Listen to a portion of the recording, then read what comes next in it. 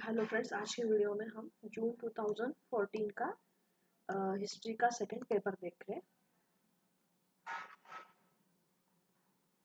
तो सबसे पहला क्वेश्चन उसका सुमेलित करनी है जोड़ियाँ। तो जाली प्रकार की उत्खनन पद्धति जो है वो व्हीलर ने इसके बारे में बताया है। स्तर विन्यास का सिद्धांत जो है वो जेफरसन ने बताया है, थॉमस जेफरसन। रेडियो कार्बन तिथिक्रम पद्धति FWDB ने बताई है। त्रिआयामी मापन पद्धति जो है वो पीट रिवर्स ने बताई है।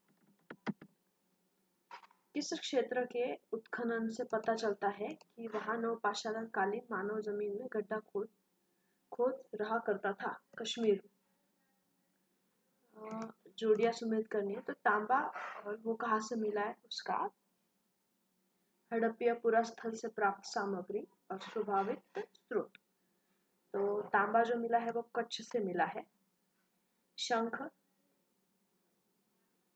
मिला है, सॉरी तांबा जो मिला है वो राजस्थान, शंख जो मिला है वो कच्छ, लाजवर्द अफगानिस्तान और सोना दक्कन से।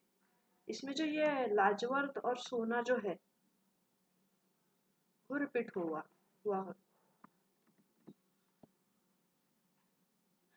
इसके बाद युद्ध के निम्नलिखित शस्त्रों में से हड़प्पा संस्कृति के अवशेष,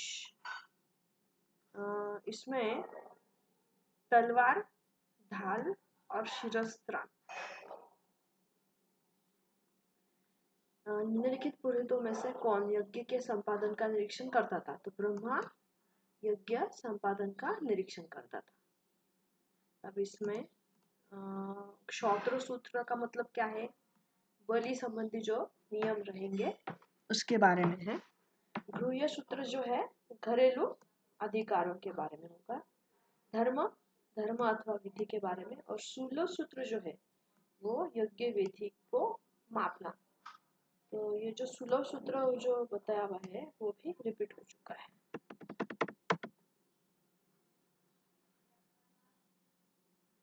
सूर्य सिद्धांत किसने बताया? आर्यभट्ट ने बताया है।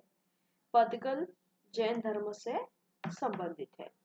होरा शास्त्र यूनानी से संबंधित है। और एरिटाइन जो मृद भांड है वो रोम से संबंधित है। इसमें लक्षणाध्यक्ष मतलब क्या?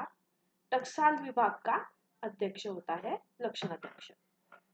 सीताध्यक्ष जो होता है वो कृषि विभाग का अध्यक्ष होता है। ये क्वेश्चन ये पूरा का पूरा रिपीट हो चुका है। पोतवाध्यक्ष कौन सा होता है? माप तोल विभाग का अध्यक्ष। और पान्याध्यक्ष जो होता है वो वाणिज्य विभाग का अध्यक्ष होता है। अशोक ने अपने किस अभिलेख में कलिंग युद्ध का उल्लेख किया? तो उसने शाहबाजगढ़ी जो शिल्प राज्य है उसमें कलिंग युद्ध के बारे में बताया है।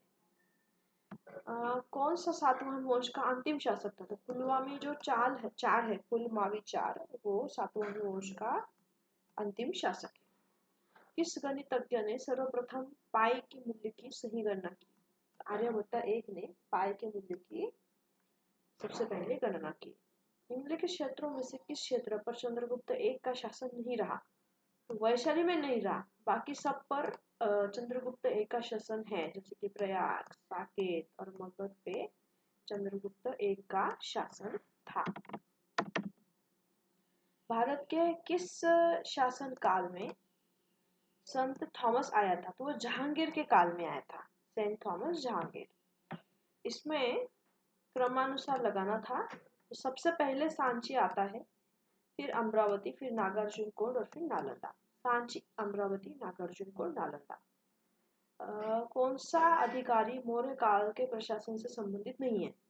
तो नायक जो है वो नहीं है, बाकी सारे हैं। प्रादेशिक है, राजुक है और युक्त है। इसमें व्याख्या सही नहीं है, बाकी सब सही है कि भारत में तुर्क साम्राज्य की स्थापना के साथ ही इतिहास लेखन कला दृढ़ता से स्थापित हो गई थी। सल्तनत काल में भारत में कागज उद्योग विकसित हुआ। दोनों से, लेकिन व्याख्या सही नहीं है। ये किसका कथन है कि दिल्ली के राजगीर एवं संगतरा समस्त मुसलमान जगत में पाए जाने वाले उन शिल्पकारों में से अधिक उत्तम है। ये अमीर खुसरो ने कहा था। क्या कहा था कि दिल्ली के राजगीर संगतराश समस्त मुसलमान जगत में पाए जाने वाले शिल्पकारों से अधिक उत्तम है, अमीर खुसरो। सल्तनत काल में सेना की प्रशासनिक देखभाल कौन करता था? तो सेना की प्रशासनिक देखभाल करने वाला अरीज ए ममालिक। ये क्वेश्चन भी रिपीट हुआ है। देश में अधिकांशतः अच्छी कृषि जोत है, ये वह भूमि बहुत उपजाऊ है, सैन्य संख्या लगभग 11 है। विजयनगर राज्य से संबंधित यह बताया है अब्दुल रज्जाक ने। अब्दुल रज्जाक। एक महिला एक शासक के रूप में अपने दायित्व का भली भांति पूर्वक निर्वाह नहीं कर सकती क्योंकि मूलभूत रूप से उसमें बुद्धि संपन्नता की कमी है। यह ईसामी ने कहा था। यह मत ईसामी का था।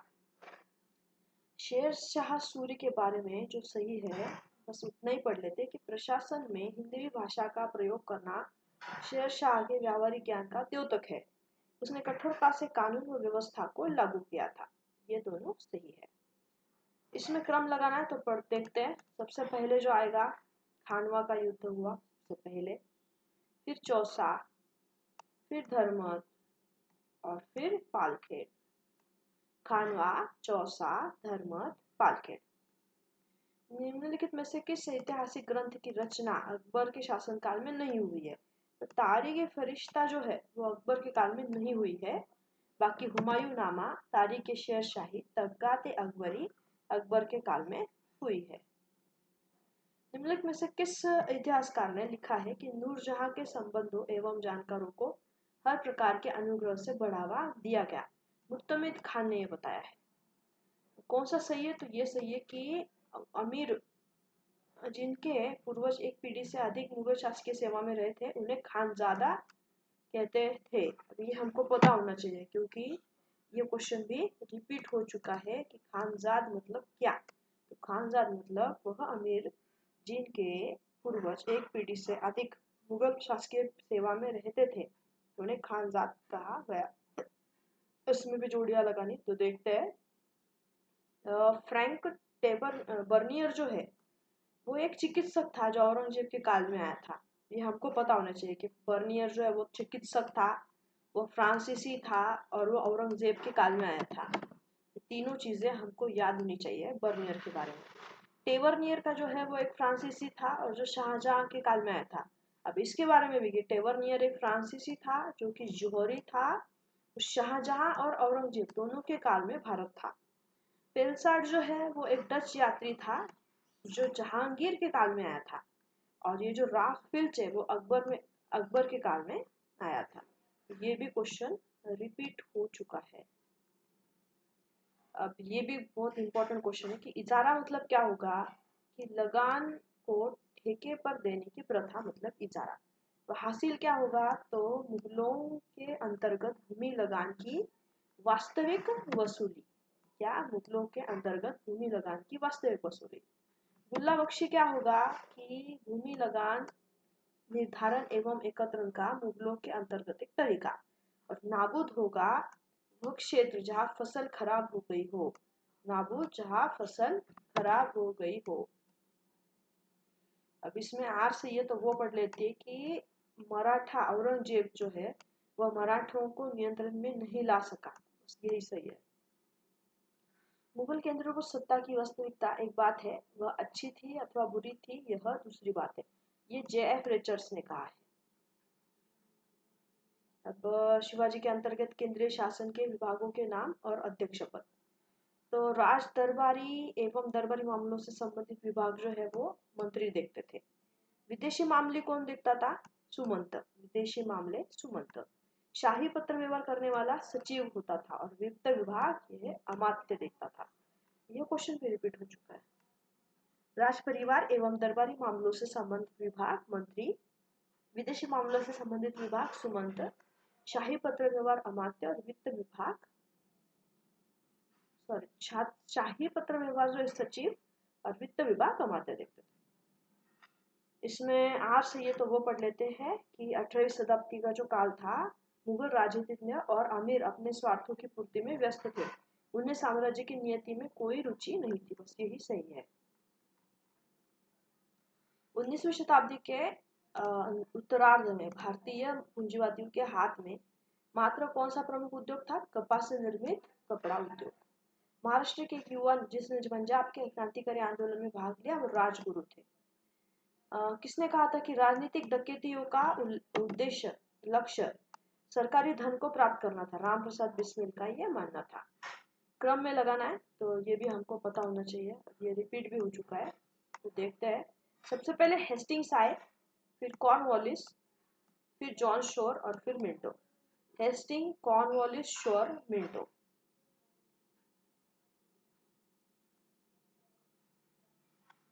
पूर्वी ज्ञान यूरोपीय ज्ञान से घटिया है, ऐसा किसने कहा था? लॉर्ड मैकॉले ने। ये क्वेश्चन भी रिपीट हो चुका है। पूर्वी ज्ञान यूरोपीय ज्ञान से घटिया है, मैकॉले ने कहा था। नवराष्ट्रवादी किसको कहा जाता है? गर्म दल इंसान जो था राजनीतिक दल, गर्म दल, नरम दल, उसमें से गर्म दल को ही नवराष्ट्रवादी कहा जाता है। पूसा के कृषि अनुसंधान संस्थान किसने स्थापित किया? कर्जन ने। पूसा में कृषि अनुसंधान, कर्जन। इसमें भी जोड़ियां सम्मिलित करनी, तो देख लेते हैं। यह भी क्वेश्चन रिपीट हो चुका है। तो अकाल आयोग 1899 में जो था वो मैकडोनाल्ड, एंथनी मैकडोनाल्ड उसके अध्यक्ष थे अकाल आयोग के। रेलवे आयोग 1901 में जो हुआ उसके अध्यक्ष थॉमस रॉबर्टसन थे। सिंचाई आयोग 1901 में जो हुआ उसके मैनक्रिफ थे। और विश्वविद्यालय आयोग 1902 थॉमस रीले।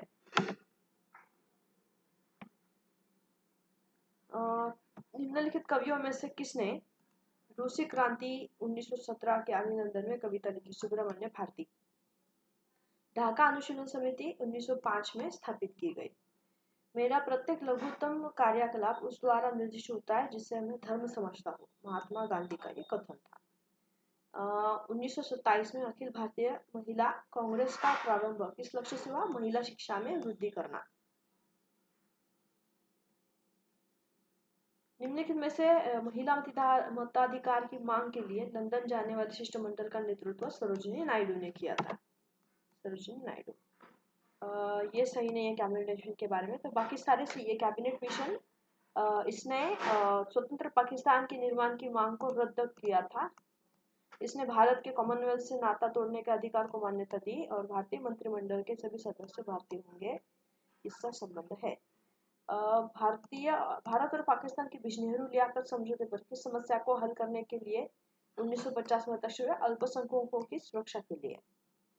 किस राज्य में पंचायती राज प्रथम लागू किया? राजस्थान। ये क्वेश्चन रिपीट हो चुका है। पंचायती राज सबसे पहले राजस्थान में लागू किया। और ऐसा है सही जो नहीं है वो देख लेते हैं। ये नहीं, बाकी सारे सही है। ब्लैक डेथ के बारे में, खून चूसने वाले पिस्सू जो काले चूहे पर रहते थे ब्लैक डेथ के फैलने के लिए जिम्मेदार थे।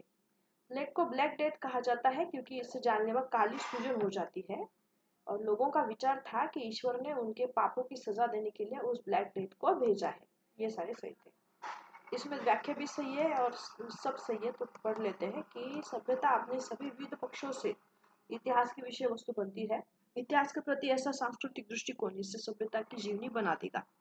दोनों से व्याख्या भी सही है। पूर्वाग्रह और पक्षपात आलोचनात्मक दृष्टि को धुंधला करते हैं और आलोचनात्मक अन्वेषण को बाधित करते हैं। यह कथन है इब्न खल्दून का। Thank you.